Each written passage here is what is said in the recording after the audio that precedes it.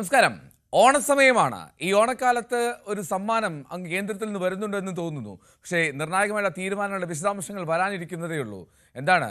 GST കൗൺസിലിൽ ഒരുപാട് കാര്യങ്ങൾ, പ്രത്യേകിച്ചും വസ്ത്രങ്ങൾ, ചെരുപ്പുകൾക്കൊക്കെ വിലക്കുറവ് വരുന്നു. കമ്പ്യൂട്ടറിനും പെൻസിലിനും ഉൾപ്പെടെ അങ്ങനെ നിരവധിയായിട്ടുള്ള പട്ടിക പുറത്തേക്ക് വരുന്ന സൂചന വരുന്നുണ്ട് GST കൗൺസിലിൽ നിന്ന്. നാളെയും തുടരുകയാണ്. ഏതൊക്കെ ഇനങ്ങൾക്ക് വില കൂടും, ഏതൊക്കെ ഇനങ്ങൾക്ക് വില കുറയും, ഏറ്റവും പ്രധാനം ഒരു ഇരട്ട നികുതി സ്ലാബിലേക്ക് കാര്യങ്ങൾ ഒതുങ്ങുന്നു എന്നുള്ളതാണ്. ഒരുപാട് പരാതികൾ, ഒരുപാട് വിമർശനങ്ങൾ മറ്റ് സർക്കാരുകൾ ഭരിക്കുന്ന സംസ്ഥാനങ്ങളുടെ ഭാഗത്തുനിന്നുണ്ടായിരുന്നു. ഇതിനൊക്കെ ചെവി കൊടുക്കുന്ന മട്ടിൽ, നികുതി വരുമാന നഷ്ടം പരിഹരിക്കുന്ന മട്ടിൽ തീരുമാനത്തിലേക്ക് എത്തുന്നു എന്നുള്ള സൂചനയാണ് വരുന്നത് GST കൗൺസിലിൽ. വിശദമായി നോക്കാം. അതിൽ മനു ഭരത് കാര്യങ്ങൾ വിശദീകരിക്കും. അതിലേക്കൊക്കെ എത്തുന്നു. ആദ്യം News@9 പ്രധാന വാർത്തകൾ.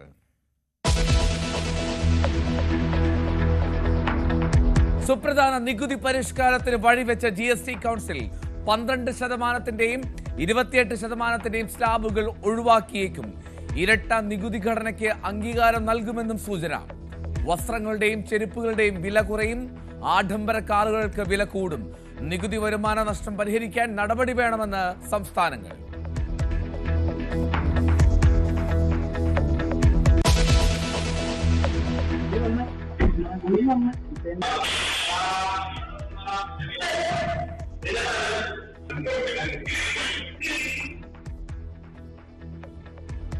കുന്നംകുളം സ്റ്റേഷനിലെ ക്രിമിനൽ പോലീസിന്റെ ക്രൂരമർദ്ദന ദൃശ്യങ്ങൾ പുറത്ത്.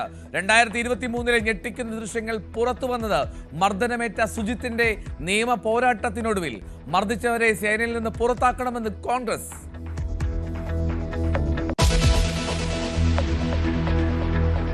ആഗോള അയ്യപ്പ സംഗമത്തിൽ സർക്കാരിനോട് ചോദ്യങ്ങളുമായി UDF. ശബരിമലയിലെ സ്ത്രീ പ്രവേശനത്തിൽ ഉൾപ്പെടെ നിലപാട് വ്യക്തമാക്കണം.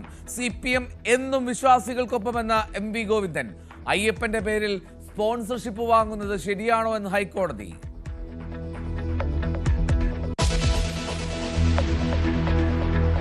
രാഹുൽ മാങ്കൂട്ടത്തിനെതിരായ ആരോപണങ്ങളിൽ റിനി ആൻഡ് ജോർജിന്റെ മൊഴിയെടുക്കാൻ ക്രൈംബ്രാഞ്ച്. കുടുംബവുമായി ആലോചിച്ച് തീരുമാനം അറിയിക്കാമെന്ന് യുവതി. ഗർഭഛിദ്രം നടത്തിയ യുവതികളുടെ മൊഴി നേരിട്ടെടുക്കാനും നീക്കം. നീണ്ട മൗനത്തിന് ശേഷം സമൂഹമാധ്യമ പോസ്റ്റുമായി രാഹുൽ മാങ്കൂട്ടത്തിൽ.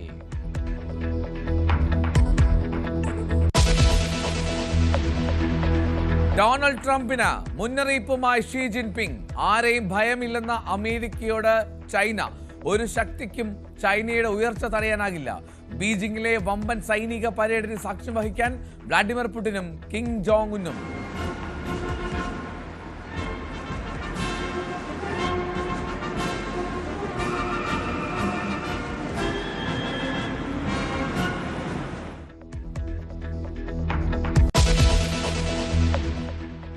News@9 വിശദമായി. ആദ്യം GSTയിൽ അഴിച്ചുപണി.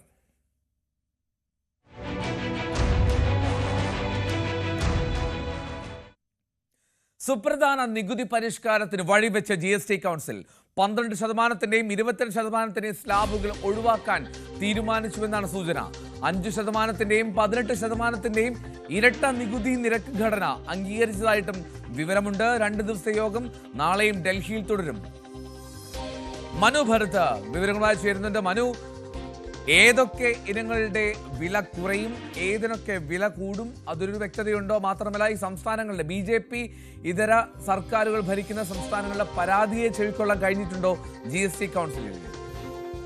ഇതിൽ ഒന്നിൻ്റെയും വില കൂടാൻ സാധ്യതയില്ല. കാരണം സ്വാഭാവികമായും ഈ 5%-ന്റെയും 18%-ന്റെയും നികുതി നിരക്കിലേക്ക് വരുമ്പോൾ 12%-വും 28%-വും നികുതി ഏർപ്പെടുത്തിയ സ്ലാബുകൾ ഒഴിവാകുകയാണ്. അപ്പോൾ സ്വാഭാവികമായും കമ്പ്യൂട്ടറുകൾ, കാറുകൾ, മൊബൈൽ ഫോണുകൾ, പെൻസിലുകൾ തുടങ്ങിയ അല്ലെങ്കിൽ മരുന്നുകൾ, സുപ്രധാന മരുന്നുകൾ തുടങ്ങിയവയുടെ എല്ലാം വില കുറയും. ഇത് വളരെ ജനകീയമായ ഒരു നീക്കത്തിനാണ് രാജ്യം തയ്യാറെടുക്കുന്നത്, അല്ലെങ്കിൽ ഈ വകുപ്പ് കേന്ദ്ര സർക്കാർ തയ്യാറെടുക്കുന്നത് എന്നാണ് വ്യക്തമാക്കുന്നത്. സുപ്രധാനമായ ഒരു നികുതി പരിഷ്കരണത്തിലേക്കാണ് രാജ്യം നീങ്ങുന്നത്. അപ്പോൾ ഇരട്ട സ്ലാബ് ഘടന വരുന്നതോടുകൂടി നികുതി സമ്പ്രദായം ലഘൂകരിക്കുക, അത് കൂടുതൽ ജനകീയമാക്കുക, വരാനിരിക്കുന്ന ഉത്സവ സീസണിലേക്ക് വിപണിയെ കൂടുതൽ സജ്ജമാക്കുക, മാത്രവുമല്ല ആളുകൾ വീടുകളിലെ വാങ്ങൽ ശേഷി വർദ്ധിപ്പിക്കുക, അതുവഴി കച്ചവടം കൂടുതൽ ശക്തമാക്കുക, ഇങ്ങനെയുള്ള വലിയ ഒരു സാമ്പത്തിക നേട്ടത്തിലേക്ക് രാജ്യത്തെ കൊണ്ടുപോവുക, ഇതാണ് ഇപ്പോൾ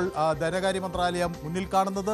അതിനുവേണ്ടിയുള്ള ഒരു നീക്കമാണ് പ്രധാനമായും ഈ നികുതി പരിഷ്കരണത്തിലൂടെ മുന്നോട്ട് വയ്ക്കുന്നത്. പക്ഷേ എൽദോ സൂചിപ്പിച്ചതുപോലെ ഇത് സംസ്ഥാനങ്ങൾക്ക് ഒരധിക ബാധ്യത വരും. കാരണം ഈ നികുതി കുറയുന്നുവെന്ന് സ്ലാബുകളിലെ ഈ മാറ്റം നികുതി വരുമാനത്തിലൊരു കുറവുണ്ടാക്കും. ഈ നികുതി വരുമാനത്തിലുണ്ടാകുന്ന ഈ കുറവ് എങ്ങനെ പരിഹരിക്കാൻ കഴിയുമെന്നത് സംസ്ഥാനങ്ങൾ ഈ ഒരു ആശങ്കയായി തന്നെ മുന്നോട്ട് വയ്ക്കുന്നു.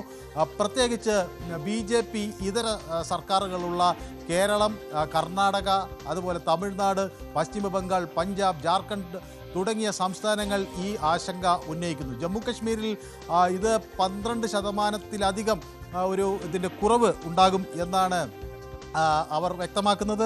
കർണാടക ഏതാണ്ട് 15,000 കോടി രൂപയുടെ നഷ്ടം ഉണ്ടാകും എന്ന് പറയുന്നു. അങ്ങനെ ഇത്തരത്തിലുള്ള ഒരു സാമ്പത്തിക ബാധ്യത എങ്ങനെ എന്നൊരാശങ്ക സംസ്ഥാന സർക്കാരുകൾ മുന്നോട്ട് വയ്ക്കുന്നുണ്ട്. അപ്പോൾ അതിന് കേന്ദ്ര സർക്കാരിൻ്റെ ഭാഗത്തു നിന്ന് ചില വിട്ടുവീഴ്ചകൾ, നഷ്ടപരിഹാരങ്ങൾ ഒക്കെ നൽകുക, സെസ്സുകൾ കൂടുതൽ ഏർപ്പെടുത്താനുള്ള സാവകാശം നൽകുക, അല്ലെങ്കിൽ അതിനുള്ള അവസരമൊരുക്കുക, ഇതൊക്കെയാണ് പ്രധാനമായും സംസ്ഥാനങ്ങൾ മുന്നോട്ട് വയ്ക്കുന്നത്. ഏതായാലും സാധാരണക്കാരന് മുകളിലുള്ള നികുതി ഭാരം കുറയുന്നു എന്നത് വലിയ ആശ്വാസകരമായൊരു നേട്ടം. വരാനിരിക്കുന്ന ഒരു ഉത്സവകാലം രാജ്യത്തെമ്പാടും, ഇപ്പോൾ കേരളത്തിൽ ഓണമാണെങ്കിൽ മറ്റു പലയിടങ്ങളിലും ദീപാവലിയും തുടങ്ങിയ ഉത്സവങ്ങളൊക്കെ വരാനിരിക്കുന്ന ഒരു സാഹചര്യത്തിൽ അത് രാജ്യത്തിൻ്റെ മൊത്തം ആഭ്യന്തര വിപണിക്ക് വലിയ ഊർജ്ജവും കരുത്തും പകരും എന്നതാണ് കണക്കുകൂട്ടൽ. കൂടുതൽ ആളുകളുടെ വാങ്ങൽ ശേഷി വർദ്ധിപ്പിക്കുക എന്നതാണ് സർക്കാർ ലക്ഷ്യം വയ്ക്കുന്നത്. ആ നീക്കം ഫലപ്രദമായി വിജയിക്കും എന്നൊരു പ്രതീക്ഷയാണുള്ളത്. പക്ഷേ നേരത്തെ എൽദോ സൂചിപ്പിച്ചതുപോലെ സംസ്ഥാനങ്ങൾ വരുന്ന ഈ സാമ്പത്തിക ബാധ്യത എങ്ങനെ പരിഹരിക്കും എന്നൊരു ചോദ്യം നിൽക്കുന്നു. അതിൽ കേന്ദ്ര സർക്കാരിൻ്റെ ഭാഗത്തുനിന്ന് എന്ത് നീക്കമുണ്ടാകും? സാമ്പത്തിക നഷ്ടപരിഹാരം നൽകുമോ? ഈ റവന്യൂ കമ്മി ഉണ്ടാകുന്നതിൽ ഉള്ള നഷ്ടപരിഹാരം നൽകുമോ? തുടങ്ങിയ കാര്യങ്ങൾ, സെസ് എത്ര വരെ ഏർപ്പെടുത്താം? ഇപ്പോൾ ഈ പുകയിലേക്കും അതുപോലെ നികുതി വർദ്ധിപ്പിക്കാൻ കഴിയുന്ന ചില മേഖലകളുണ്ട്, മദ്യം, അതിനൊക്കെ എത്ര കണ്ട് ഇനി കൂടുതൽ നികുതി ഏർപ്പെടുത്താൻ കഴിയും? ഇത്തരം ചോദ്യങ്ങൾ സംസ്ഥാനങ്ങൾക്ക് മുന്നിൽ നിൽക്കുകയാണ്. ഇതേതായാലും നാളെയോടുകൂടി, ഉച്ചയോടുകൂടി ഇതിലൊരു കൃത്യത GST കൗൺസിലിൽ ഉണ്ടാകും എന്നാണ് പ്രതീക്ഷിക്കുന്നത്. ഏതായാലും നികുതി കുറയുന്നു എന്നത് സാധാരണക്കാരന് വലിയ ആശ്വാസം പകരും എന്നതാണ് പൊതുപ്രതീക്ഷ. അതാണ്, ആശ്വാസമാകുമെന്ന് കരുതാം. എന്താണെങ്കിലും കൂടുതൽ വിവരങ്ങൾ പുറത്തു വരേണ്ടതുണ്ട്. നാളെയും GST കൗൺസിൽ തുടരുകയാണ്. അതിൽ ഏറ്റവും ഒടുവിൽ നിർണായക പ്രഖ്യാപനങ്ങൾ, തീരുമാനങ്ങൾ ഉണ്ടാകുമെന്ന് കരുതാം. മനു ഭരതാണ് ന്യൂസ് ഡെസ്കിൽ നിന്ന് വിവരങ്ങൾ നൽകിയത്. അയ്യപ്പ സംഗമത്തിൽ സർക്കാരിന് നേരെ ചോദ്യശരങ്ങൾ.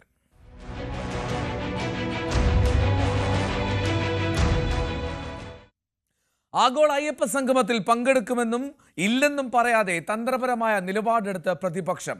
അയ്യപ്പ സംഗമത്തിനെത്തുമോ എന്ന ചോദ്യത്തിന് മറുപടി പറയാതെ സർക്കാരിനോട് ചോദ്യങ്ങൾ ചോദിക്കുകയാണ് UDF ചെയ്യുന്നത്. ആചാരലംഘനം നടത്താൻ ലക്ഷ്യമിട്ട് സർക്കാർ സുപ്രീം കോടതിയിൽ നൽകിയ സത്യവാങ്മൂലം പിൻവലിക്കാനും സ്ത്രീ പ്രവേശനത്തിനെതിരായ പ്രതിഷേധങ്ങളുടെ പേരിൽ എടുത്ത കേസുകൾ അത് ഒഴിവാക്കാനും തയ്യാറാകുമോ എന്നാണ് പ്രതിപക്ഷത്തിന്റെ ചോദ്യം. ആഗോള അയ്യപ്പ സംഘവുമായി മുന്നോട്ട് പോകുമെന്ന് സർക്കാർ വ്യക്തമാക്കുമ്പോഴും പ്രതിപക്ഷത്തിന്റെയും BJPയുടെയും എതിർപ്പ് തുടരുകയാണ്. കപട അയ്യപ്പ ഭക്തിയും രാഷ്ട്രീയ മുതലെടുപ്പും അയ്യപ്പ ഭക്തരെ പരിഹസിക്കുന്നതിന് തുല്യമെന്നാണ് പ്രതിപക്ഷ നേതാവിന്റെ ആരോപണം. ഇന്നും അദ്ദേഹം ഈ അയ്യപ്പ സംഗമത്തിൽ പങ്കെടുക്കുമോ എന്ന കാര്യത്തിൽ ഒരു വ്യക്തത വരുത്തിയില്ല. നേരത്തെ അദ്ദേഹം പങ്കെടുക്കില്ല എന്ന സൂചനകളാണ് അദ്ദേഹം നേരത്തെ നൽകിയിരുന്നത്. സർക്കാർ ഈ പ്രതിപക്ഷത്തിലെ ചോദ്യങ്ങൾക്ക്, പ്രതിപക്ഷത്തിന് വലിയ സംശയങ്ങളുണ്ട്. രാഷ്ട്രീയ ഉദ്ദേശത്തോടു കൂടിയുള്ള ജനങ്ങളെ തമ്മിലടിപ്പിക്കാനുള്ള, വർഗീയവാദികൾക്ക് അവസരമൊരുക്കാനുള്ള നീക്കമാണ് സർക്കാർ നടത്തുന്നത്. അതുകൊണ്ട് തന്നെ സർക്കാർ പ്രതിപക്ഷത്തിന്റെ ചോദ്യങ്ങൾക്ക് മറുപടി നൽകിയാൽ അയ്യപ്പ സംഗമത്തിൽ പങ്കെടുക്കുന്ന കാര്യത്തിൽ തീരുമാനം അറിയിക്കാമെന്നാണ് പ്രതിപക്ഷ നേതാവ് പറയുന്നത്. സംഘാടക സമിതി തന്റെ പേര് വച്ചത് അനുമതിയോടുകൂടി ആയിരുന്നില്ല, തന്നോട് ചോദിച്ച ശേഷമായിരുന്നും പ്രതിപക്ഷ നേതാവ് പറയുന്നത്. അതായത് അയ്യപ്പ സംഗമത്തിൽ പങ്കെടുക്കില്ല എന്ന സൂചന തന്നെയാണ്. രാഷ്ട്രീയ ഉദ്ദേശത്തോടുകൂടി സർക്കാരും CPM നടത്തുന്ന അയ്യപ്പ സംഗമത്തിൽ പങ്കെടുക്കില്ല എന്ന വിമർശനവും സൂചനയുമാണ് ഇപ്പോഴും പ്രതിപക്ഷം നൽകുന്നത്. കേരള സർക്കാർ നടത്താൻ പ്രഖ്യാപിച്ചിരിക്കുന്ന അയ്യപ്പ സംഗമം ഒരു രാഷ്ട്രീയമായ കാപട്യമാണ്, രാഷ്ട്രീയമായ മുതലെടുപ്പാണ്, കപടമായ ഒരു അയ്യപ്പ സംഘമാണ്. LDF സർക്കാർ കൊടുത്ത ആചാര ലംഘനം നടത്താൻ സൗകര്യം ചെയ്തു കൊടുക്കുന്ന അഫിഡവിറ്റ് പിൻവലിക്കാൻ നിങ്ങൾ തയ്യാറുണ്ടോ? മറുഭാഗത്ത് BJPയും ഈ അയ്യപ്പ സംഘവുമായി ബന്ധപ്പെട്ട വിവാദത്തിൽ സർക്കാരിനെതിരെ ശക്തമായി തന്നെ രംഗത്ത് വരികയാണ്. സർക്കാരിന്റെ ഉദ്ദേശശുദ്ധി ശരിയല്ല എന്നാണ് BJPയുടെ വിമർശനം. രാഷ്ട്രീയ പാർട്ടി നേതാക്കളെ ക്ഷണിക്കില്ലെന്ന് ഇന്നലെ ദേവസ്വം ബോർഡ് വ്യക്തമാക്കിയിട്ടുമുണ്ട്. നവോത്ഥാന മതിലും മറ്റും സംഘടിപ്പിച്ച് ശബരിമല സ്ത്രീ പ്രവേശന കാലത്ത് സർക്കാർ ശക്തമായ നിലപാടെടുത്തിരുന്നു. ഇപ്പോൾ ഈ അയ്യപ്പ സംഗമം അതിനുശേഷം ശബരിമലയിൽ സ്ത്രീ പ്രവേശനം ബന്ധപ്പെട്ട കാര്യത്തിലുമൊക്കെ സർക്കാർ നിലപാടിൽ മാറ്റം വരുത്തുന്നതിൽ അന്ന് സർക്കാരിനൊപ്പം നിന്ന നവോത്ഥാന മുന്നേറ്റങ്ങൾക്കൊപ്പം നിന്ന KPMS അടക്കമുള്ള സംഘടനകളും കടുത്ത അതൃപ്തിയിലാണ്. ഒരു കാരണവശാലും സർക്കാരിന്റെ നീക്കം അനുവദിക്കില്ല. അങ്ങനെ പോയാൽ സർക്കാർ വലിയ വില കൊടുക്കേണ്ടി വരുമെന്ന നിലപാടാണ് KPMS അടക്കമുള്ള സംഘടനകൾക്ക്, നവോത്ഥാന സമിതിയിൽ പ്രധാനികളായ സംഘടനകൾക്ക് ആ ഒരു നിലപാടാണ്. അതും സർക്കാരിനെ CPM-നെയും പ്രതിസന്ധിയിലാക്കുന്നതാണ്. കാരണം ഭൂരിപക്ഷ വോട്ടുകൾ ലഭിക്കുമ്പോൾ നേരത്തെ കഴിഞ്ഞ തെരഞ്ഞെടുപ്പിലൊക്കെ ലഭിച്ച ഈ പിന്നാക്ക വോട്ടുകൾ പോകുമോ എന്ന ആശങ്കയും സർക്കാരിനുണ്ട്. ഏതായാലും ഈ പ്രതിസന്ധികളും പ്രതിഷേധങ്ങളും ബഹിഷ്കരണങ്ങളും ഒക്കെ ഒരു വശത്ത് പുരോഗമിക്കുമ്പോഴും അയ്യപ്പ സംഗമം വലിയ വിജയമാക്കി മാറ്റാനുള്ള നടപടികളുമായി സർക്കാരും CPM മുന്നോട്ട് പോവുകയാണ്. അയ്യപ്പ സംഗമത്തിൽ ഇതിനകം ക്ഷണിതാക്കളെയൊക്കെ തീരുമാനിച്ച് ക്ഷണം തുടങ്ങിക്കഴിഞ്ഞു. ദേവസ്വം ബോർഡും സർക്കാരും ഒക്കെ വലിയ വിജയമാക്കി ഇത് മാറ്റാൻ CPM-ന്റെയും ഇടതുമുന്നണിയും കൂടി സഹായവും സഹകരണവും ഉണ്ടാകുമെന്നും ഉറപ്പാണ്. ആഗോള അയ്യപ്പ സംഗമത്തിന് ബദലായും വിശ്വാസ സംഗമം സംഘടിപ്പിക്കാൻ സംഘപരിവാർ സംഘടനകൾ നീങ്ങുകയാണ്. ഈ മാസം 22-ന് പന്തളത്താണ് സംഗമം. ഔദ്യോഗിക പ്രഖ്യാപനം ഉടൻ ഉണ്ടാകുമെന്ന് ഹിന്ദു ഐക്യവേദി സംസ്ഥാന അധ്യക്ഷൻ RV ബാബു ന്യൂസ് 18 പറഞ്ഞു. ശ്രീ RV ബാബു, ബദലായിട്ടൊരു അയ്യപ്പ സംഗമം നടത്തുന്നതിനെ പറ്റി ഗൗരവമായിട്ട് ഹിന്ദു ഐക്യവേദി ആലോചിക്കുന്നുണ്ട് അല്ലേ? ഹിന്ദു ഐക്യവേദി, ഹൈന്ദവ സംഘടനകളെല്ലാം ചേർന്നിട്ടാണ് അതിനെക്കുറിച്ചുള്ള ആലോചനകൾ നടത്തുന്നത്. അതിനെ സംബന്ധിച്ച് വൈകാതെ തന്നെ അതിന്റെ ഒഫീഷ്യൽ അനൗൺസ്മെന്റ് ഉണ്ടാകും. എന്താണ് ഞങ്ങൾ നടത്താൻ പോകുന്നത്, എന്താണ് ചെയ്യാൻ പോകുന്നത് എന്നതിനെ സംബന്ധിച്ച് കൃത്യമായി എവിടെയായിരിക്കും? പന്തളത്തായിരിക്കും. അതിനെക്കുറിച്ചൊക്കെ പന്തളം ഒരു നല്ല ഓപ്ഷൻ ആണല്ലോ. എന്തായാലും അയ്യപ്പ വിശ്വാസവുമായി ബന്ധപ്പെട്ട് നിൽക്കുന്ന ഒരു പ്രധാനപ്പെട്ട സ്ഥലമാണ് പന്തളം. പന്തളം ഈ വിഷയത്തിൽ ഹൈന്ദവ സംഘടനകൾക്കൊപ്പമാണ്. അയ്യപ്പ സംഗമത്തിൽ സർക്കാരിന്റെ വിശ്വാസ്യത ചോദ്യം ചെയ്ത് കുമ്മനം രാജശേഖരൻ സർക്കാർ വിശ്വാസികളെ അടുപ്പിക്കാൻ ഹിന്ദു സമൂഹത്തെ കരുവാക്കുകയാണോ എന്നാണ് കുമ്മനം ചോദിക്കുന്നത്. മറ്റു സമുദായങ്ങളിൽ പ്രശ്നങ്ങൾ ഉണ്ടായിട്ടും ഇടപെടാത്ത സർക്കാരാണ് ഹിന്ദു സമുദായത്തെ മുതലെടുക്കാൻ ശ്രമിക്കുന്നത്. മതേതര സർക്കാർ വിശ്വാസികളെ വിളിച്ചുകൂട്ടുന്നത് ശരിയാണോ എന്നും കുമ്മനം രാജശേഖരൻ ചോദിച്ചു. ഇത് ഈ അയ്യപ്പ സംഗമം സർക്കാർ നടത്തുകയാണ്. ഒരു ചോദ്യം, ഒരു മതേതര സർക്കാരിന് ഇങ്ങനെയുള്ള വിശ്വാസികൾ സമൂഹത്തെ വിളിച്ചുകൂട്ടാൻ ഉള്ള അധികാരമുണ്ടോ? അല്ലെങ്കിൽ അത് ന്യായമാണോ, പ്രസക്തമാണോ, ഔചിത്യമുണ്ടോ? ഇതാണ് ചോദ്യം. അങ്ങനെയാണെങ്കിൽ ഇവിടെ യാക്കോബായ ഓർത്തഡോക്സ് ചർച്ച വലിയ പ്രശ്നം നടക്കുകയാണ്, നിങ്ങൾക്ക് അവിടുത്തെ വിശ്വാസികളൊന്ന് വിളിച്ചുകൂട്ടരുത്. അങ്ങനെ വിളിച്ചുകൂട്ടാൻ ഒരു സമൂഹത്തിലെ വിശ്വാസികളെ സർക്കാരിന് എങ്ങനെ വിളിച്ചുകൂട്ടാൻ പറ്റും? അതൊരു ഒരു ഫണ്ടമെൻ്റലായിട്ട് ഒരു അടിസ്ഥാനപരമായിട്ടുള്ള ചോദ്യമാണ്. കാരണം ഒരു മതേതര സർക്കാർ അത് ചെയ്യാൻ പാടില്ല. ഈ ശബരിമല നമ്മുടെ ഒരു വലിയ സ്വത്താണ്. അത് ആഗോളതലത്തിൽ അറിയപ്പെടുന്നതിന് എന്താണ് പ്രശ്നം? അങ്ങനെ ഒരു ശ്രമമാണ് സർക്കാർ അല്ലെങ്കിൽ ദേവസ്വം ബോർഡ് നടത്തുന്നത് എന്നാണ് ദേവസ്വം ബോർഡ് പ്രസിഡന്റിന്റെ മറ്റു അവകാശവാദം. ആഗോളതലത്തിൽ അറിയപ്പെടാൻ കേരള സർക്കാരിൻ്റെ സർട്ടിഫിക്കറ്റ് ഒന്നും ആവശ്യമില്ല, ദേവസ്വം ബോർഡിൻ്റെ ആവശ്യമില്ല. അത് ആഗോളത്തിൽ അറിയപ്പെടുന്നതാണ്. ശബരിമല ലോകത്തിലെ ഏറ്റവും അധികം ആളുകൾ വളരെ പരിമിതമായ സമയത്തിനുള്ളിൽ എത്തിച്ചേരുന്ന ഒരിടമാണ്. അതിന് ആഗോള പ്രശസ്തിയുണ്ട്. അതിൽ പ്രശസ്തി ഉണ്ടാക്കി കൊടുക്കേണ്ട കാര്യമൊന്നുമില്ല. എന്തിനാ പ്രശസ്തി ഉണ്ടാക്കി കൊടുക്കുന്നത്? അവിടെ വരുന്നവരെ തന്നെ ഉൾക്കൊള്ളാൻ ശബരിമല ക്ഷേത്രത്തിന് കഴിയില്ല. അതാണ് അവസ്ഥ. ഇനി എല്ലാവരും കൂടി അറിയിച്ചിട്ട് ഇങ്ങോട്ട് വരണമെന്നുണ്ടോ? ഒന്നുമില്ല. എല്ലാവർക്കും അറിയാം, ശബരിമലയെക്കുറിച്ച് നന്നായിട്ട് അറിയാം. ശബരിമല വിശ്വാസികളാണ് നല്ല ഭൂരിപക്ഷ ആൾക്കാർ. അങ്ങനെ ആളെ കൂട്ടാൻ വേണ്ടി ഒരു സംഗമം നടത്തേണ്ട കാര്യമൊന്നുമില്ല. പ്രശസ്തി കിട്ടാൻ വേണ്ടിയും സംഗമം നടത്തേണ്ട കാര്യമൊന്നുമില്ല. പക്ഷേ അയ്യപ്പന്മാരെ വിളിച്ചു കൂട്ടുമ്പോൾ അയ്യപ്പന്മാരുടെ മനസ്സിൽ, ഹൃദയത്തിൽ ചില സംശയങ്ങൾ പൊന്തി വരുന്നു. സ്വാഭാവികമാണ്. ഒന്ന്, ശബരിമല അയ്യപ്പ ഭക്തന്മാർ നിരവധി ആയിരക്കണക്കിന് ആൾ ഇപ്പോൾ കോടതി കയറിക്കൊണ്ടിരിക്കുകയാണ്.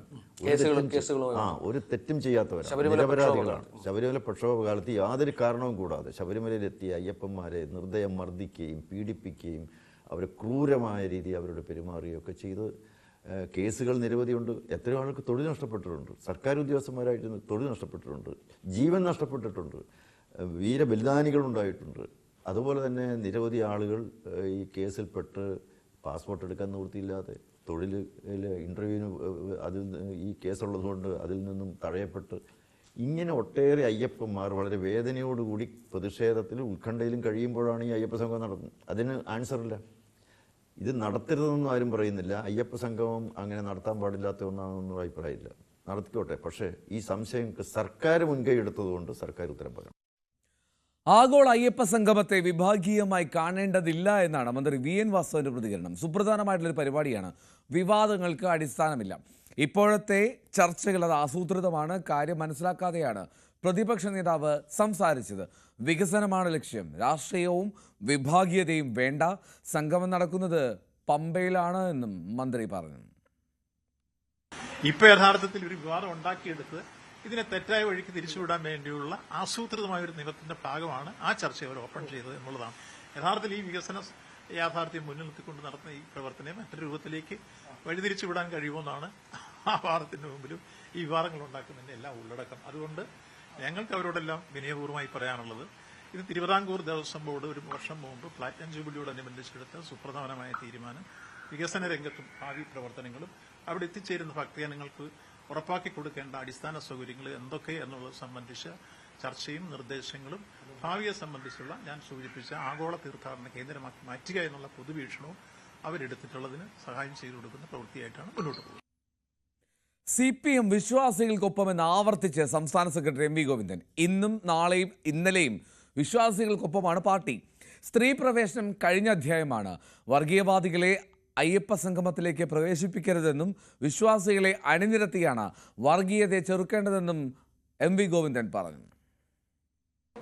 ഭാഗമായിട്ട് വന്ന മഹാഭൂരിപക്ഷം വരുന്ന ജനത വിശ്വാസികൾ തന്നെയാണ്.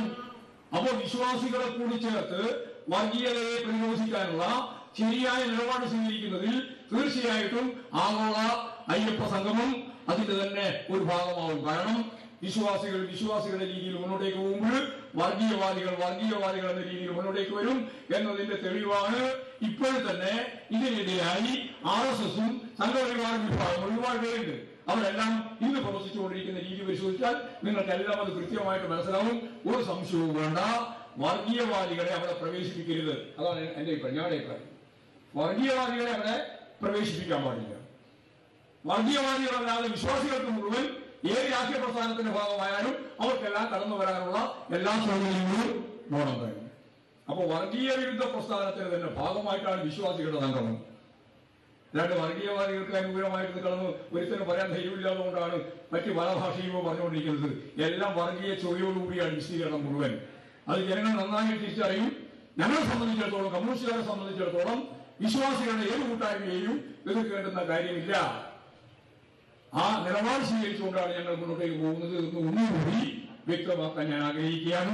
പ്രത്യേകിച്ച് സഖാവ് അജയെ കൊലപ്പെടുത്തിയിട്ടുള്ള ഈ RSSന്റെ കാട്ടാളത്തപരമായ നിലപാടിനെ പ്രതിരോധിക്കുന്നതിനു വേണ്ടിയുള്ള ഏറ്റവും ശക്തമത്തായ ഒരു കേന്ദ്രത്തിന്റെ ഉദ്ഘാടനവും അതിന്റെ അനുസ്മരണ സമ്മേളനവും നടക്കുന്ന ഈ പശ്ചാത്തലത്തിൽ ഈ ഒരു പ്രതിജ്ഞയാണ് നമുക്ക് ചെയ്യാനുള്ളത്.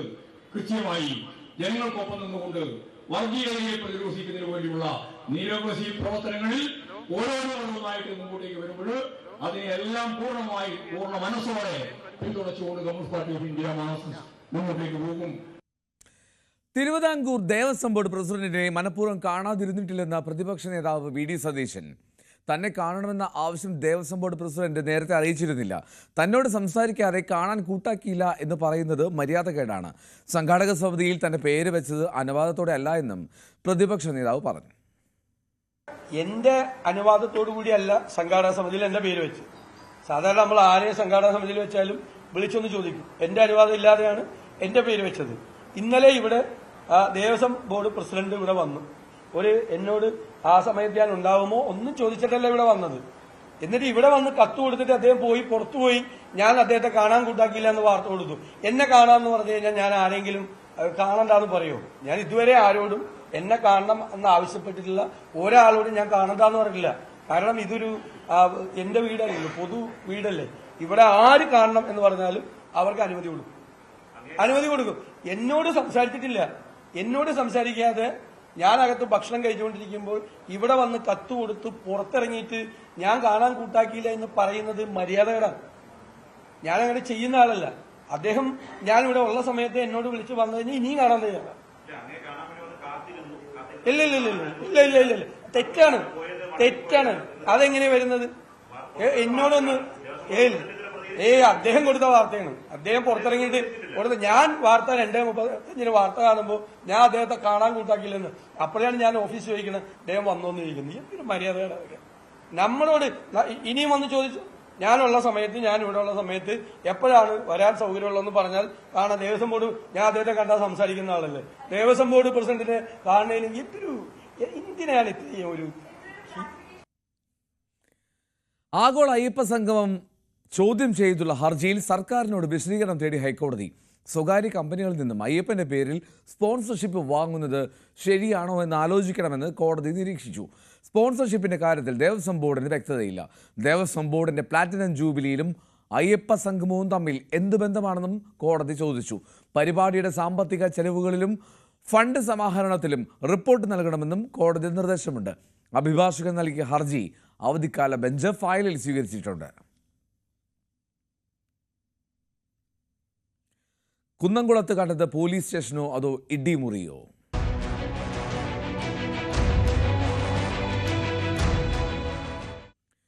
തൃശൂരിൽ പോലീസിന്റെ ഭീഷണി ചോദ്യം ചെയ്ത യൂത്ത് കോൺഗ്രസ് നേതാവിന് ക്രൂരമർദ്ദനം. കുന്നംകുളം പോലീസ് സ്റ്റേഷനിലെ SIയുടെ നേതൃത്വത്തിലുള്ള ഉദ്യോഗസ്ഥരാണ് യൂത്ത് കോൺഗ്രസ് ചൊവ്വന്നൂർ മണ്ഡലം പ്രസിഡന്റ് സുജിത്തിനെ മർദ്ദിച്ചത്.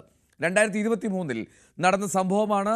അതിൻ്റെ ദൃശ്യങ്ങളാണ് നിയമ പോരാട്ടത്തിനൊടുവിൽ വിവരാവകാശ നിയമപ്രകാരം പുറത്തേക്ക് വന്നത്. നവമി ദിനേശ് നൽകും ഇതിന്റെ പൂർണ്ണ വിവരങ്ങൾ. 2023 ഏപ്രിൽ 5 കുന്നംകുളം പോലീസ് സ്റ്റേഷനിൽ വെച്ച് നടന്ന അതിക്രൂര മർദ്ദനത്തിന്റെ ദൃശ്യങ്ങളാണ് ഇന്ന് പുറത്തു വന്നിരിക്കുന്നത്. തൃശൂർ ചൊവ്വന്നൂരിൽ വഴിയരികിൽ നിന്നിരുന്ന സുജിത്തിന്റെ സുഹൃത്തുക്കളെ പോലീസ് ഭീഷണിപ്പെടുത്തി. ഇത് ചോദ്യം ചെയ്ത സുജിത്തിനെ അകാരണമായി SI ആയിട്ടുള്ള നുക്മാൻ കസ്റ്റഡിയിലെടുക്കുകയായിരുന്നു. തുടർന്ന് സ്റ്റേഷനിലെത്തിച്ച നുക്മാനും CPOമാരായിട്ടുള്ള ശശീന്ദ്രനും സന്ദീപും സജീവനും ചേർന്ന് സുജിത്തിനെ വളഞ്ഞിട്ട് ആക്രമിക്കുകയായിരുന്നു.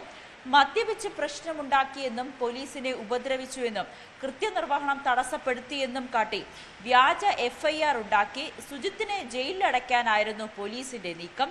എന്നാൽ വൈദ്യപരിശോധനയിൽ സുജിത്ത് മദ്യപിച്ചിട്ടില്ല എന്ന് മനസ്സിലായതിനെ തുടർന്ന് മജിസ്ട്രേറ്റ് സുജിത്തിന് ജാമ്യം അനുവദിക്കുകയും ചെയ്തു. പിന്നീട് നടത്തിയ പരിശോധനയിൽ സുജിത്തിന്റെ കേൾവിക്ക് തകരാറ് സംഭവിച്ചതായും കണ്ടെത്തി. സുജിത്ത് ഇതിനെതിരെ പോലീസിൽ പരാതി നൽകിയെങ്കിലും നടപടിയൊന്നും തന്നെ സ്വീകരിച്ചിരുന്നില്ല. പിന്നീടാണ് കോടതിയെ സമീപിക്കുകയും പോലീസുകാർക്കെതിരെ കേസെടുക്കാൻ കോടതി നിർദ്ദേശം നൽകുകയും ചെയ്തത്. എന്നാൽ മർദ്ദിച്ചതിന്റെ CCTV ദൃശ്യങ്ങൾ ആവശ്യപ്പെട്ടുകൊണ്ട് സുജിത്ത് പോലീസിനെ സമീപിച്ചുവെങ്കിലും പോലീസ് പല ഒഴിവ് കഴിവുകൾ പറഞ്ഞുകൊണ്ട് ദൃശ്യങ്ങൾ നൽകാൻ വിസമ്മതിച്ചു. പിന്നീട് വിവരാവകാശ കമ്മീഷനെ സമീപിച്ച് വിവരാവകാശ കമ്മീഷന്റെ നിർദ്ദേശപ്രകാരമാണ് ഇപ്പോൾ പുറത്തു വന്നിരിക്കുന്ന ദൃശ്യങ്ങൾ സുജിത്തിന് ലഭിക്കുകയും ചെയ്തിരിക്കുന്നത്. എന്തായാലും ആരോപണ വിധേയരായിട്ടുള്ള ഉദ്യോഗസ്ഥർക്കെതിരെ അന്ന് തന്നെ നടപടിയെടുത്തിരുന്നു എന്നാണ് തൃശൂർ റേഞ്ച് DIG വ്യക്തമാക്കുന്നത്. എന്നാൽ അവരിപ്പോഴും ക്രമസമാധാന ചുമതലയിലുള്ളവരാണ്. സ്ഥലം മാറ്റം എന്നത് മാത്രമായിരുന്നു അവർക്കെതിരായിട്ടുള്ള നടപടി. അവരെ ചുമതലയിൽ നിന്നും മാറ്റി നിർത്തിയത് പോലും ഉന്നത ഉദ്യോഗസ്ഥർ ചെയ്തിരുന്നില്ല. എന്തായാലും ഈ ആരോപണ വിധേയരെ സംരക്ഷിക്കുന്ന നിലപാട് തന്നെയാണ് പോലീസിന്റേത്. കടുത്ത നിലപാടുമായി എത്തിയിരിക്കുകയാണ് കോൺഗ്രസ്. ഈ ആരോപണ വിധേയർക്കെതിരായിട്ടുള്ള അന്വേഷണം, അത് കേസ്, അതിന്റെ തുടർ നടപടികൾ ഇനി പാർട്ടി ആയിരിക്കും നടത്തുക. ഈ പോലീസുകാരെ സർവീസിൽ നിന്ന് പിരിച്ചുവിടേണ്ടതാണ്. ഇവര് പോലീസ് സേനയിൽ അംഗങ്ങളായി തുടർന്ന് പ്രവർത്തിക്കാൻ ഇവർക്ക് അർഹതയില്ല. സസ്പെൻഡ് ചെയ്ത് അന്വേഷിക്കേണ്ടതായിരുന്നു. ഇവരുടെ പേരിൽ ക്രിമിനൽ കേസ്, ഗുരുതരമായി പരിക്കേൽപ്പിച്ച ജാമ്യമില്ലാത്ത കുറ്റത്തിന് ഇവരുടെ പേരിൽ ക്രിമിനൽ കേസ് രജിസ്റ്റർ ചെയ്ത് പോലീസ് ചാർജ് ഷീറ്റ് കൊടുക്കേണ്ടതായിരുന്നു. എന്തായാലും ഈ കേസിന്റെ വിചാരണ അവസാന ഘട്ടത്തിൽ എത്തി നിൽക്കുമ്പോഴാണ് ഈ നിർണായകമായിട്ടുള്ള ദൃശ്യങ്ങൾ പുറത്തു വന്നിരിക്കുന്നത്. ആരോപണങ്ങൾ ഉയർന്ന ശേഷം സമൂഹ മാധ്യമങ്ങളിൽ അത്ര സജീവമല്ലാതിരുന്ന രാഹുൽ മാങ്കൂട്ടത്തിൽ കുന്നംകുളത്തെ പോലീസ് മർദ്ദനത്തിൽ പ്രതിഷേധവുമായി രംഗത്തെത്തി. പ്രസ്ഥാനത്തിനും നാടിനും വേണ്ടി നിരവധി യൂത്ത് കോൺഗ്രസുകാർ പോലീസിന്റെ ക്രൂരമർദ്ദനത്തിന് ഇരയായി എന്നാണ് രാഹുൽ പറയുന്നത്. സുജിത്തിന്റെ പോരാട്ടത്തിന് ഈ നാട് പിന്തുണ കൊടുക്കുമെന്നും രാഹുലിന്റെ പോസ്റ്റിലുണ്ട്. കുന്നംകുളം പോലീസ് സ്റ്റേഷനിൽ യൂത്ത് കോൺഗ്രസ് പ്രവർത്തകരെ തല്ലിച്ചതച്ച സംഭവത്തിൽ youth Congress vice president Abin വർക്കിയുടെ പ്രതികരണമാണ് ഇന്നത്തെ പഞ്ച് ഡയലോഗ്.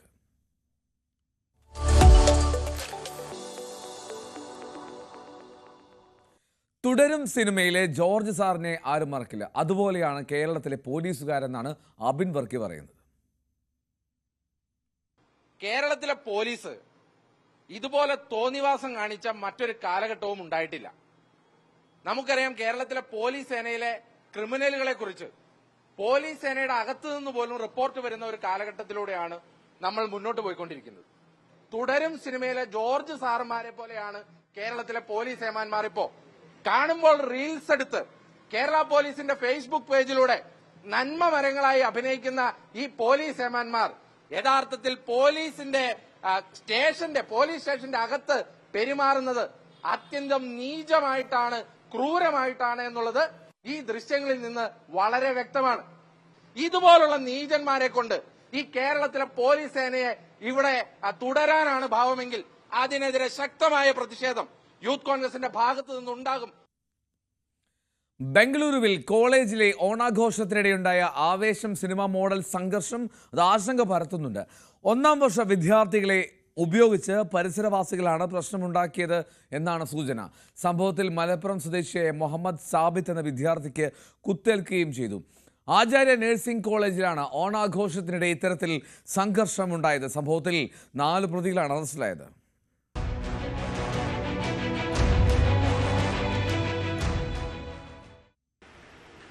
ഈ ആവേശം സിനിമ ഇറങ്ങിയതിന് ശേഷം ഈ രംഗണ്ണനെ പോലുള്ളവർ നമ്മുടെ കോളേജുകളിൽ കേന്ദ്രീകരിച്ച് സജീവമാകുകയാണ്. അതിന് ഏറ്റവും ഒടുവിലത്തെ ഉദാഹരണമാണ് നഴ്സിംഗ് കോളേജിൽ നടന്ന അതിക്രമം.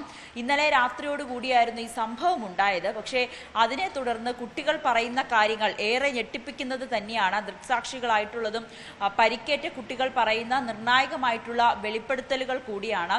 ഈ ബംഗളൂരുവിൽ തന്നെയുള്ള ഭരത് എന്ന ഒരു യുവാവ്, അയാളാണ് ഈ രംഗണ്ണനെ പോലെ ഈ കോളേജിലെ ഫസ്റ്റ് ഇയറിലുള്ള വിദ്യാർത്ഥികളെ സംഘടിപ്പിച്ചുകൊണ്ട് വലിയ അക്രമവും ഭീകര അന്തരീക്ഷവും ഒക്കെ കോളേജിലും ഹോസ്റ്റലിലും ഒക്കെ സൃഷ്ടിച്ചതെന്നാണ് പറയുന്നത്. പക്ഷെ ഇവർ പോലീസ് ഇതിനെതിരെ, ഈ ഭരത്തിനെതിരെ കേസെടുക്കാൻ തയ്യാറാകാത്തതും ഒരു ഗൂഢാലോചനയുടെ ഭാഗമായി തന്നെ ഇപ്പോഴും നിലനിൽക്കുന്നുണ്ട്.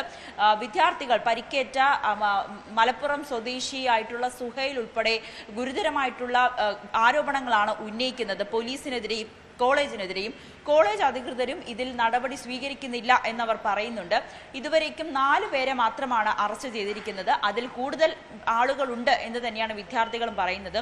ആദിത്യൻ എന്ന, ഇന്നലെ അറസ്റ്റ് ചെയ്തതിൽ ആദിത്യൻ എന്ന മാഹി സ്വദേശി, ഈ കോളേജിൽ തന്നെ പഠിച്ചൊരു വിദ്യാർത്ഥിയാണ്. ആ വിദ്യാഭ്യാസം പൂർത്തിയാക്കിയിരുന്നില്ല. കോളേജിൽ നിന്നും പുറത്താക്കപ്പെട്ട ഒരു വ്യക്തി കൂടിയാണ് ഇയാൾ. ഈ കോളേജിന്റെ അടുത്ത് തന്നെ ഒരു ടാറ്റു സ്റ്റുഡിയോ തുടങ്ങുകയും അവിടെയാണ് ഈ മറ്റ് കൂട്ടുകാരെല്ലാവരും ചേർന്ന്, അല്ലെങ്കിൽ മറ്റ് ആളുകളെല്ലാം ചേർന്ന് ഗൂഢാലോചന നടത്തുകയും അല്ലെങ്കിൽ അവർ ഒത്തൊരുമിക്കുന്ന ഒരു കേന്ദ്രമായി ഈ ഒരു ടാറ്റു സെന്റർ മാറുകയും ചെയ്തു. കോളേജിലെ ഓണാഘോഷത്തിനിടയിലുണ്ടായ ചെറിയ തർക്കം അത് ആ സമയത്ത് തന്നെ സംസാരിച്ച് പരിഹരിച്ചിരുന്നു. പിന്നീട് ഈ ആദിത്യനും ഭരത്തും പോലുള്ള കോളേജിന് പുറത്തുനിന്നുള്ള യുവാക്കൾ കോളേജിന്റെ ഹോസ്റ്റലിലേക്ക് വരികയും അതും 1ാം വർഷ വിദ്യാർത്ഥികളുടെ സഹായത്തോടു കൂടി കോളേജിന്റെ ഹോസ്റ്റലിലേക്ക് എത്തുകയും അവിടെയാണ് ഈ ഇന്നലെ അപകടത്തിൽ പരിക്കേറ്റ കുത്തേറ്റ ഗുരുതരമായി ചികിത്സയിലുള്ള സുഹൈലിന് കുത്തേൽക്കുകയും സുഹൈലിനൊപ്പം ഉണ്ടായിരുന്ന മറ്റ് സഹപാഠികളെ മർദ്ദിക്കുകയും ഒക്കെ ചെയ്തിരുന്നത്. എന്നാലും വിദ്യാർത്ഥികൾ എന്തായാലും ഏറെ ഭയപ്പാടിലാണ്. ഇനിയും ഇത്തരത്തിലുള്ള സംഭവങ്ങൾ ആവർത്തിക്കുമോ എന്ന പേടി അവർക്കുണ്ട്. കോളേജ് അധികൃതരായിക്കോട്ടെ കുട്ടികളെ സംരക്ഷിക്കുന്നതിന് വേണ്ടിയിട്ടുള്ള നിലപാടുകളോ അല്ലെങ്കിൽ കടുത്ത നടപടികളോ ഒന്നും സ്വീകരിച്ചില്ല എന്ന ഗുരുതരമായിട്ടുള്ള ആരോപണം കൂടി ഈ വിദ്യാർത്ഥികൾ ഉന്നയിക്കുന്നുണ്ട്. കേസുമായി ബന്ധപ്പെട്ട് പോലീസിന്റെ അന്വേഷണം പുരോഗമിക്കുകയാണ്. വീണ്ടും ന്യൂസ് അറ്റ് 9ലേക്ക് സ്വാഗതം. രാഹുൽ മങ്കൂട്ടത്തിനെതിരെ പരാതിക്കാർ ആലോചനയിലാണ്.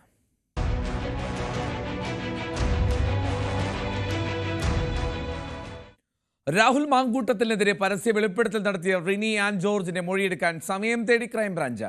സൈബർ ആക്രമണം തുടരുന്നതിനാൽ കുടുംബവുമായി ആലോചിച്ച് തീരുമാനം അറിയിക്കാമെന്നാണ് യുവതി അന്വേഷണ സംഘത്തിന് നൽകിയിരിക്കുന്ന മറുപടി. അതേസമയം ഗർഭഛിദ്രം നടത്തിയ യുവതികളുടെ മൊഴി നേരിട്ടെടുക്കാനുള്ള നീക്കം അന്വേഷണ സംഘം ഊർജിതമാക്കി. രാഹുൽ മാങ്കൂട്ടത്തിനെതിരായ വെളിപ്പെടുത്തലുകളിൽ പരസ്യമായി മാധ്യമങ്ങൾക്ക് മുമ്പിൽ പ്രതികരണം നടത്തിയ 3 യുവതികളുടെ മൊഴി രേഖപ്പെടുത്താനുള്ള നീക്കമാണ് ക്രൈംബ്രാഞ്ച് ഇപ്പോൾ നടത്തിക്കൊണ്ടിരിക്കുന്നത്. ഇതിൽ ഒരാൾ, ഈ 3 പേരിൽ ഒരാൾ നിയമപരമായി കോടതി നൂലാമാലകൾ ഉണ്ടാകുന്ന ഒരു സാഹചര്യത്തിൽ നിയമപരമായി ഇതുമായി ബന്ധപ്പെട്ട് മുമ്പോട്ട് പോകുന്നതിന് വ്യക്തിപരമായി ബുദ്ധിമുട്ടുണ്ട് എന്ന കാര്യം, അസൗകര്യമുണ്ട് എന്ന കാര്യം ക്രൈംബ്രാഞ്ചിനെ അറിയിച്ചിട്ടുണ്ട്. അതേസമയം ഈ വെളിപ്പെടുത്തലുമായി ആദ്യം രംഗത്തെത്തിയ റിനി അന്നെ എത്രയും പെട്ടെന്ന് മൊഴിയെടുക്കുന്നതിനുള്ള നീക്കമാണ് ഇപ്പോൾ ക്രൈംബ്രാഞ്ച് നടത്തിക്കൊണ്ടിരിക്കുന്നത്. അങ്ങനെയെങ്കിൽ റിനിയുടെ പക്കലുള്ള ഡിജിറ്റൽ തെളിവുകളടക്കം, അതായത് രാഹുൽ മാങ്കൂട്ടത്തിൽ റിനിക്ക് അയച്ച സന്ദേശങ്ങൾ ഉൾക്കൊള്ളുന്ന ഡിജിറ്റൽ തെളിവുകളടക്കം ശേഖരിക്കുന്നതിന് വേണ്ടിയിട്ടുള്ള ശ്രമം ക്രൈംബ്രാഞ്ചിന്റെ ഭാഗത്തു നിന്ന് ഉണ്ടാകും. അതിനുശേഷമായിരിക്കും ഗർഭചിത്രം നടത്തിയ 2 യുവതികളുമായി ബന്ധപ്പെട്ട് പുറത്തുവരുന്ന വിവരങ്ങളുടെ അടിസ്ഥാനത്തിൽ ഇവർ ഈ ഗർഭചിത്രം നടത്തിയ ശബ്ദ സംഭാഷണത്തിൽ ഉൾപ്പെട്ട യുവതിക്ക് പുറമെ കേരളത്തിന് പുറത്ത് ഈ ഗർഭചിത്രം നടത്തിയെന്ന് ഇപ്പോൾ അന്വേഷണ സംഘം കണ്ടെത്തിയിരിക്കുന്ന യുവതി ഏത് ആശുപത്രിയെയാണോ ഈ നടപടികൾക്ക് വേണ്ടി സമീപിച്ചത് ആ ആശുപത്രിയിൽ നടക്കം വിശദമായ വിവരശേഖരണം നടത്തുക, ഇതുമായി ബന്ധപ്പെട്ട പ്രാഥമികമായ ചില തെളിവുകൾ അന്വേഷണ സംഘത്തിന് ഇന്റലിജൻസ് വിഭാഗം കൈമാറിയിട്ടുണ്ട്. അതോടൊപ്പം ഇതിലേക്ക് നയിച്ച സാഹചര്യം, അതായത് ബോധപൂർവം നിർബന്ധത്തിന് വഴങ്ങിയാണോ ഗർഭചിത്രം നടത്തിയത് അതോ മറ്റെന്തെങ്കിലും ആരോഗ്യ പ്രശ്നങ്ങളാണോ, ഇതിലടക്കം വ്യക്തത കൈവരേണ്ടതുണ്ട്. അതിലൊരു വ്യക്തത വരുത്തിയതിനു ശേഷം മാത്രമായിരിക്കും ഇതിലെ നിയമസാധുതകൾ ഉപയോഗിച്ചുകൊണ്ട് തുടരന്വേഷണത്തിലേക്ക് കടക്കുക. ഒരുപക്ഷെ രാഹുലിന് കുരുക്കായി മാറാൻ പോകുന്നതും ഈ ഗർഭചിത്രവുമായി ബന്ധപ്പെട്ട 2 യുവതികളുടെ ഭാഗത്ത് നിന്ന് ഇത് ഉണ്ടാകാൻ പോകുന്ന ഒരു നീക്കം തന്നെയായിരിക്കും. അവർക്ക് മേൽ വലിയ സമ്മർദ്ദം നിലനിൽക്കുന്നു പരാതി നൽകാതിരിക്കാൻ എന്ന കാര്യം ക്രൈംബ്രാഞ്ച് തന്നെ കഴിഞ്ഞ ദിവസം സ്ഥിരീകരിച്ചിരുന്നു. പക്ഷേ അവരുടെ ബന്ധുക്കളടക്കമുള്ളവരുടെ ഭാഗത്ത് നിന്ന് ഏതെങ്കിലും തരത്തിൽ ഇവർക്ക് അനുകൂലമായി അല്ലെങ്കിൽ അന്വേഷണ സംഘത്തിന് അനുകൂലമായ ഒരു തീരുമാനം, അങ്ങനെ ഒരു നീക്കം ഉണ്ടാകുമോ എന്ന് കാത്തിരിക്കുകയാണ് ക്രൈംബ്രാഞ്ച് സംഘം. അതിന്റെ ഭാഗമായിട്ടാണ് ഈ വിശദമായ തെളിവുകൾ ഈ ആശുപത്രിയിൽ നടക്കം ശേഖരിക്കാനുള്ള ഒരു തീരുമാനത്തിലേക്ക് ക്രൈംബ്രാഞ്ച് എത്തിയിരിക്കുന്നതും. അതോടൊപ്പം ഇതുമായി ബന്ധപ്പെട്ട് 1 മാസം മുമ്പ് തന്നെ ഇന്റലിജൻസ് ശേഖരിച്ച ചില തെളിവുകളുണ്ട്. ഈ ആശുപത്രി രേഖകൾ ഉൾപ്പെടെയുള്ള കാര്യങ്ങളുണ്ട്. അതടക്കം അന്വേഷണ സംഘത്തിന് അവർ കൈമാറുമെന്നാണ് ലഭിക്കുന്ന വിവരം. അങ്ങനെയെങ്കിൽ അതിന്റെ അടിസ്ഥാനത്തിൽ തുടർ നിയമസാധുതകൾ ഈ വിഷയത്തിൽ എങ്ങനെ വേണം എന്ന കാര്യത്തിൽ നിയമോപദേശം ക്രൈംബ്രാഞ്ച് ഉടൻ തന്നെ തേടിയേക്കും. ആ നിയമോപദേശത്തിന്റെ അടിസ്ഥാനത്തിലായിരിക്കും ഈ വിഷയത്തിൽ തുടർ നീക്കങ്ങളിലേക്ക് ക്രൈംബ്രാഞ്ച് കടക്കുക. ഡാൻ കുര്യനാണ് വിവരങ്ങൾ നൽകിയത്. ഇനി രാഹുൽ മാങ്കൂട്ടത്തിൽ വിവാദം അടഞ്ഞ അധ്യായമാണെന്നാണ് പ്രതിപക്ഷ നേതാവ് വി ഡി സതീശന്റെ വാക്കുകൾ. അക്കാര്യത്തിൽ ഇനി ഒരു ചർച്ചയുമില്ല, ഉചിതമായ സമയത്ത് ഉചിതമായ തീരുമാനമെടുക്കുമെന്ന് വി ഡി സതീശൻ ഇന്ന് മാധ്യമങ്ങളോട് പറഞ്ഞു. ആ ചാപ്റ്റർ നമ്മൾ ക്ലോസ് ചെയ്താണ്, ഒരു ചർച്ചയില്ല. അല്ല, ഒരു ചർച്ചയില്ലെന്നേ, ഞാൻ അതിനെക്കുറിച്ചൊരു ചർച്ചയില്ല. ഞങ്ങൾ തീരുമാനം എടുത്തിട്ടുണ്ട്. ആ തീരുമാനം KPCC പ്രസിഡന്റ് പ്രഖ്യാപിച്ചിട്ടുണ്ട്. ഇനി ആ വിഷയത്തിൽ ഞങ്ങളുടെ ഭാഗത്തു നിന്നൊരു ചർച്ചയില്ല. അതൊക്കെ അതാത് സമയത്ത് പാർട്ടി യുക്തിപൂർവമായ തീരുമാനങ്ങൾ അതാത് സമയത്ത് എടുക്കും. കൈവിട്ട പാർട്ടി ഉപേക്ഷിച്ച് കവിത.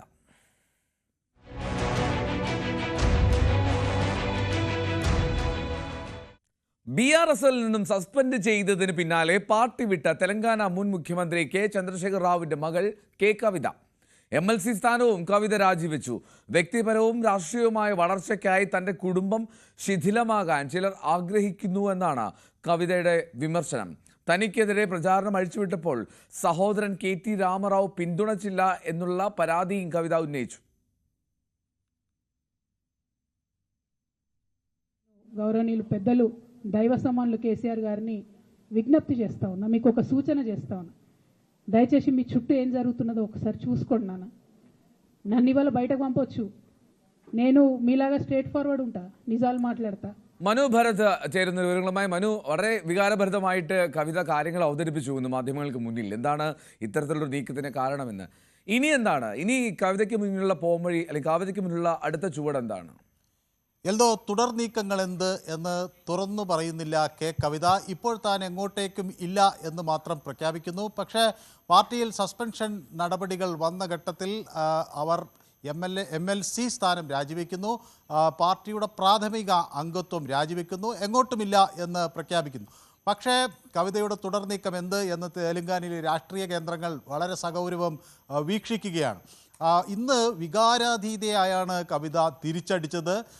തൻ്റെ പിതാവിൻ്റെ ആരോഗ്യം സംരക്ഷിക്കണം, അതോടൊപ്പം പാർട്ടി പ്രവർത്തകരുടെ കാര്യങ്ങൾ കൂടി നോക്കണം എന്ന് സഹോദരനോട് രാമണ്ണയോട് അഭ്യർത്ഥിക്കുന്നു എന്ന് പറഞ്ഞ കവിത ഒരു വൈകാരിക തിരിച്ചടിയാണ് ഇന്ന് തൻ്റെ സഹോദരൻ KTRന് നൽകിയത്. അപ്പോൾ KT രാമറാവുവിൻ്റെ പ്രതികരണം എല്ലാവരും ഉറ്റുനോക്കുന്നു.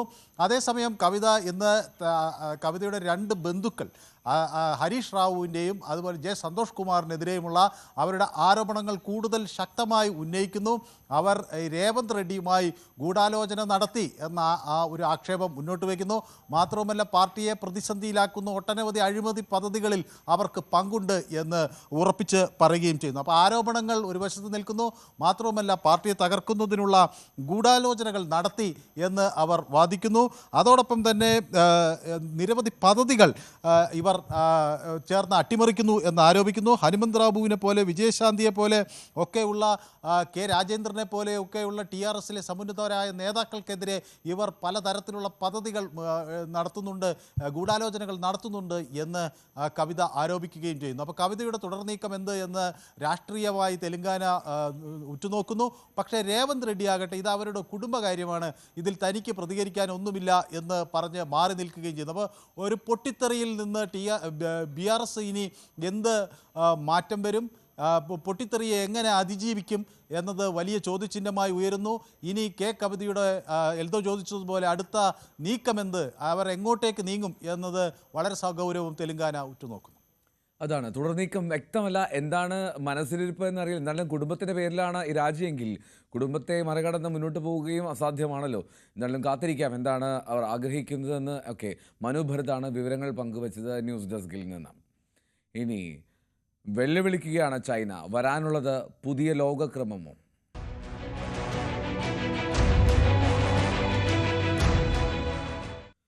തങ്ങൾക്ക് ആരെയും ഭയമില്ലെന്ന് അമേരിക്കയെ വെല്ലുവിളിച്ച് ചൈനീസ് പ്രധാനമന്ത്രി Xi Jinping Russian president Vladimir പുടിനും ഉത്തര കൊറിയയുടെ പരമോന്നത നേതാവ് കിം ജോങ് ഉന്നും അടക്കം 27 രാഷ്ട്രത്തലവന്മാർ പങ്കെടുത്ത ചടങ്ങിൽ വെച്ചായിരുന്നു ചൈനയുടെ ഈ പരസ്യ വെല്ലുവിളി. ഇത് ഇന്ത്യയും റഷ്യയുമായി കൈകോർത്തുള്ള പുതിയൊരു ലോകക്രമത്തിൻ്റെ ആരംഭമാണെന്നാണ് രാഷ്ട്രീയ നിരീക്ഷകരുടെ വിലയിരുത്തൽ. എന്നാൽ അമേരിക്കൻ താരിഫ് ഉണ്ടാക്കുന്ന നഷ്ടം നികത്താൻ ചൈനയുമായുള്ള കൂട്ടിലൂടെ ഇന്ത്യക്ക് സാധിക്കുമോ എന്നത് ഇപ്പോഴും വലിയ ചോദ്യമാണ്. അജയ് സുധാബിജു വിവരങ്ങൾ നൽകും. അജയ്, ഈ പറയുന്നത് പോലെ ഇന്നത്തെ ആ പരേഡ് അതൊരു ഭീമൻ പരേഡായിരുന്നു. പുടിനെയും കിം ജോങ് ഉന്നിനെയും എല്ലാം കൂടെ ഇരുത്തി ഷീ ജിൻപിങ് ഒരു പ്രഖ്യാപനവും നടത്തുന്നു, ആരും ഭയപ്പെടുത്താൻ വരണ്ട എന്നുള്ളത്. അത് കൃത്യമായും അമേരിക്കയ്ക്കുള്ള വെല്ലുവിളി തന്നെയാണ്. പക്ഷേ അപ്പോഴും ഇപ്പോൾ തൊട്ടു മുമ്പ് സൂചിപ്പിച്ചതുപോലെ ഇതുകൊണ്ടൊക്കെ കഴിയുമോ ഈ താരിഫ് യുദ്ധം മറികടക്കാൻ ഈ രാജ്യങ്ങൾക്കൊക്കെ, പ്രത്യേകിച്ചും ഇന്ത്യക്ക്? എൽദോ, ഇവിടെ രണ്ട് കാര്യങ്ങളാണ് നമ്മൾ പരിശോധിക്കേണ്ടത്. ഒന്ന്, ചൈനയുടെ ഇന്നത്തെ വെല്ലുവിളി.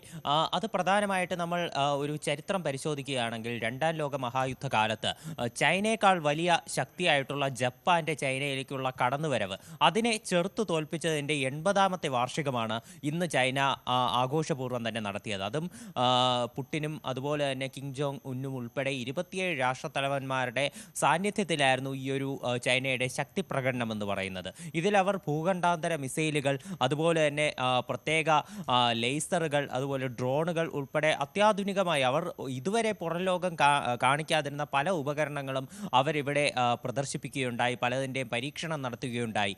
ഇതിലൂടെ ഇപ്പോൾ ചൈന അമേരിക്കയ്ക്ക് കൊടുക്കുന്ന പരോക്ഷമായിട്ടുള്ള മുന്നറിയിപ്പ്, അന്ന് രണ്ടാം ലോക മഹായുദ്ധകാലത്ത് തങ്ങളെക്കാൾ ശക്തരായിട്ടുള്ള ജപ്പാൻ വന്നപ്പോൾ തങ്ങൾ ചെറുത്തു തോൽപ്പിച്ചതാണ്. അതുകൊണ്ട് ഇന്ന് മണി പവർ കൊണ്ടും മസിൽ പവർ കൊണ്ടും അമേരിക്ക തങ്ങളെ നേരിടാൻ വന്നാൽ അതിനൊന്നിനും തങ്ങൾ കീഴ്പ്പെടില്ല എന്നുള്ള ഒരു സന്ദേശമാണ് ചൈന നൽകുന്നത്. അത് ഷീ ജിൻപിങ് ഇന്ന് പറയുകയുണ്ടായിരുന്നു. പാശ്ചാത്യ ശക്തികൾക്ക് നൽകുന്ന ഒരു ശക്തമായ മുന്നറിയിപ്പ് കൂടിയായിരുന്നു ഷീ ജിൻപിങ്ങിൻ്റെ വാക്കുകൾ. അദ്ദേഹം പറഞ്ഞത് ചൈന ആരെയും ഭയക്കുന്നില്ല എന്ന് തന്നെയാണ് ഈ സൈനിക പ്രദർശനം നടത്തിക്കൊണ്ട് ഷീ ജിൻപിങ് പറഞ്ഞത്. ഇത്തരത്തിൽ ചൈനയും റഷ്യയും ഇന്ത്യയും കൈകോർത്തുകൊണ്ടുള്ള ഒരു പുതിയ ലോകക്രമം, ഇത് ഇപ്പോൾ അമേരിക്ക ഇപ്പോൾ നടപ്പിലാക്കിക്കൊണ്ടിരിക്കുന്ന പുതിയ താരിഫ് യുദ്ധത്തിന് ബദലായിട്ടാണ് ഈ ഒരു പുതിയ സഖ്യം രൂപപ്പെടുന്നത്. എന്നാൽ ഇതിൽ ഇന്ത്യക്ക് നേട്ടമുണ്ടാകുമോ എന്നുള്ളതാണ് നമ്മൾ തീർച്ചയായിട്ടും ഇന്ത്യക്കാർ ഉറ്റുനോക്കുന്ന ഒരു പ്രധാനപ്പെട്ട കാര്യം. ഇതിൽ നമ്മൾ എടുത്തു പറയേണ്ടത് അമേരിക്കയുമായി ഇന്ത്യ ഇപ്പോൾ പ്രതിവർഷം നടത്തിക്കൊണ്ടിരിക്കുന്നത് $87 ബില്യൺ കച്ചവടമാണ്. അതിൽ തന്നെ മുൻപന്തിയിലുള്ളത് വസ്ത്രവ്യാപാരം, അതുപോലെ തന്നെ ആഭരണങ്ങൾ, വജ്രങ്ങൾ എന്നിവയുടെ കച്ചവടം, അതുപോലെ തന്നെ മെഷീനറി, കാർഷിക ഉൽപ്പന്നങ്ങൾ എന്നിവയാണ്. ഇവയിലുണ്ടാകുന്ന നഷ്ടം നികത്താൻ ചൈനയുമായും റഷ്യയുമായും ഉണ്ടാക്കുന്ന വ്യാപാരം കാരണം ഇന്ത്യക്ക് സാധിക്കുമോ എന്നതാണ്. എന്നാൽ ഇതൊക്കെ സാധിക്കില്ല എന്ന് തന്നെയാണ് നമുക്ക് ആദ്യത്തെ ഒരു നോട്ടത്തിൽ നമുക്ക് മനസ്സിലാക്കാൻ സാധിക്കുന്നത്. കാര്യം ഇന്ത്യയുടെ മൊത്തം വിദേശ എക്സ്പോർട്ടിൻ്റെ 17.9% അമേരിക്കയുമായി ഇന്ത്യ നടത്തുന്ന കച്ചവടം. എന്നാൽ ചൈനയുമായി ഇന്ത്യ നടത്തുന്ന എക്സ്പോർട്ട് വെറും ഇന്ത്യയുടെ മൊത്തം എക്സ്പോർട്ടിൻ്റെ വെറും 3.9% മാത്രമാണ്. അതായത് വെറും 18.1 $1 ബില്യൺ. അതും ഇന്ത്യ പ്രധാനമായിട്ടും ചൈനയിലേക്ക് എക്സ്പോർട്ട് ചെയ്യുന്നത് കെമിക്കലുകൾ, അതുപോലെ തന്നെ മിനറൽസ്, മെഷീനറി ഉപകരണങ്ങൾ, മെറ്റലുകൾ എന്നിവയാണ്. പ്രധാനമായിട്ടും അമേരിക്കയുമായിട്ടുള്ള ഈ അമേരിക്കയുടെ ഈ തീരുവ യുദ്ധം കാരണം തൊഴിൽ നഷ്ടം ഉൾപ്പെടെ സംഭവിക്കുന്ന തുണി മേഖല, വസ്ത്ര വ്യാപാര രംഗത്തിൻ്റെ നഷ്ടം നികത്താൻ ചൈനയുമായിട്ടുള്ള വ്യാപാരം കൊണ്ട് ഇന്ത്യക്ക് സാധിക്കില്ല. ചൈനയുമായി ഇന്ത്യ നടത്തുന്ന തുണിത്തരങ്ങളുടെ കച്ചവടം വളരെ കുറവാണ്. തുണിത്തരങ്ങളുടെ കച്ചവടം വെറും $1.13 ബില്യൺ കച്ചവടം മാത്രമേ ചൈനയുമായിട്ടുള്ളൂ. എന്നാൽ അമേരിക്കയുമായി $10 ബില്യൺ കച്ചവടമാണ് തുണിത്തരങ്ങളുടെ കാര്യത്തിൽ മാത്രമുള്ളത്. റഷ്യയുമായി ഇന്ത്യ നടത്തുന്ന വ്യാപാരം എന്ന് പറയുന്നത് വെറും $4.05 ബില്യൺ മാത്രമാണ്. ഇത്രയും സാധനങ്ങൾ മാത്രമേ ഇന്ത്യ റഷ്യയിലേക്ക് കയറ്റുമതി ചെയ്യുന്നുള്ളൂ. അതിൽ പ്രധാനമായിട്ടും മുൻപന്തിയിലുള്ളത് ഇത്തരത്തിൽ കെമിക്കലുകളും മെഷീനറി ഉപകരണങ്ങളും മാത്രമാണ്. തുണിത്തരങ്ങളൊന്നും ഒട്ടും തന്നെ കയറ്റുമതി ചെയ്യുന്നില്ല എന്ന് തന്നെ പറയാം. എന്നാൽ ഈ ഒരു വ്യാപാര ബന്ധം, പുതിയൊരു ഈ ഒരു ശക്തിപ്പെടൽ കാരണം ചൈനയ്ക്കും അതുപോലെ തന്നെ റഷ്യയ്ക്കും വലിയ രീതിയിൽ നേട്ടമുണ്ടാകാനുള്ള സാധ്യതയുണ്ട്. കാര്യം ചൈനയിൽ നിന്ന് ഇന്ത്യ വാങ്ങുന്നത് മൊത്തം $125 ബില്യൺ ഉൽപ്പന്നങ്ങളാണ്. ചൈനയുടെ ഏഷ്യയിലെ തന്നെ ഏറ്റവും വലിയ ഒരു ഉപഭോക്താക്കൾ എന്ന് പറയുന്നത് ഇന്ത്യയാണ്. അതുപോലെ തന്നെ റഷ്യയിൽ നിന്ന് മാത്രം ഇന്ത്യ മൊത്തം $66.1 ബില്യൺ സാധനങ്ങൾ ഇറക്കുമതി ചെയ്യുന്നുണ്ട്. ഇതിൽ $59.7 ബില്യൺ ഉൽപ്പന്നവും ഈ ക്രൂഡ് ഓയിൽ, അതുപോലെ തന്നെ ഈ എണ്ണ ഉൽപ്പന്നങ്ങളാണെന്ന് പറയാൻ സാധിക്കും. അതുകൊണ്ട് തന്നെ ഈ ചൈന, റഷ്യ എന്നീ രാജ്യങ്ങൾക്ക് ഇന്ത്യയുമായി വ്യാപാരം മെച്ചപ്പെടുന്നത് കാരണം ഒരു നേട്ടമുണ്ട്.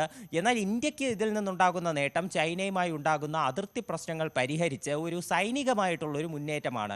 എന്നാൽ ഇന്ത്യ ഈ യൂറോപ്യൻ രാജ്യങ്ങൾ, അതുപോലെ തന്നെ GCC രാജ്യങ്ങൾ എന്നിവയുമായിട്ടുള്ള കച്ചവടമായിരിക്കും ഇനി മുന്നോട്ട് കൂടുതൽ ശ്രദ്ധ കേന്ദ്രീകരിക്കാൻ പോവുക. കാര്യം ആ ബിസിനസ്സുകളാകും ഇന്ത്യക്ക് ഇനി ഒരു ലാഭം നേടിത്തരിക കൂടുതലായിട്ട്. റൈറ്റ്. അജയ് സുധാ ബിജുവാണ് വിവരങ്ങൾ നൽകിയത്. എന്നാലും ഇനിയുള്ള ലോകക്രമം അത് ഇത്തരത്തിൽ മാറുകയാണെങ്കിൽ അത് വലിയ തോതിൽ ഉറ്റുനോക്കുകയാണ് എല്ലാവരും. പ്രത്യേകിച്ചും ഇന്ത്യയുടെ ഇതിലുള്ള ഒരു നീക്കം, ഒരു മധ്യസ്ഥതയൊക്കെ എത്തരത്തിലാണ് ഗുണം ചെയ്യുക, ഇന്ത്യയുടെ സാഹചര്യം എന്താണ്, എക്സ്പോർട്ട് കൂടുകയും കുറയുകയൊക്കെ ചെയ്യുമ്പോൾ എങ്ങനെയൊക്കെ അതിനെ കൈകാര്യം ചെയ്യാൻ കഴിയുന്നതൊക്കെ കാത്തിരുന്ന് തന്നെ കാണണം. അജയ് സുധാ ബിജുവാണ് വിശദാംശങ്ങൾ, വിവരങ്ങൾ അത് വിശദമായി തന്നെ പങ്കുവച്ചത്. ഇനി മുകളിൽ ഒരാളുണ്ട്.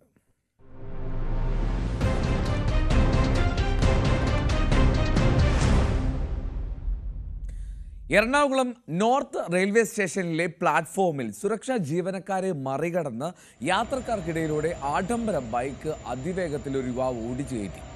റെയിൽവേ പോലീസും RPF ഉദ്യോഗസ്ഥരും പിന്തുടർന്നുവെങ്കിലും ബൈക്ക് ഉപേക്ഷിച്ച് യുവാവ് കടന്നു കളഞ്ഞു. രണ്ടാമത്തെ പ്ലാറ്റ്ഫോമിൽ ഇന്നലെ പുലർച്ചെ 4:40 സംഭവം. ബൈക്ക് ഓടിച്ച പെരുമ്പാവൂർ മുടിക്കൽ സ്വദേശിയായിട്ടുള്ള അജ്മലിനായി റെയിൽവേ പോലീസ് തെരച്ചിൽ ആരംഭിച്ചിട്ടുണ്ട്. ഇതുവരെ പിടിയിട്ടിട്ടില്ല, ഒളിവിലാണ്. 4 ലക്ഷം രൂപ വിലയുള്ള BMW ബൈക്കാണ് ഉപേക്ഷിച്ച് കടന്നത് എന്നുള്ളതാണ് ഏറ്റവും ശ്രദ്ധേയം.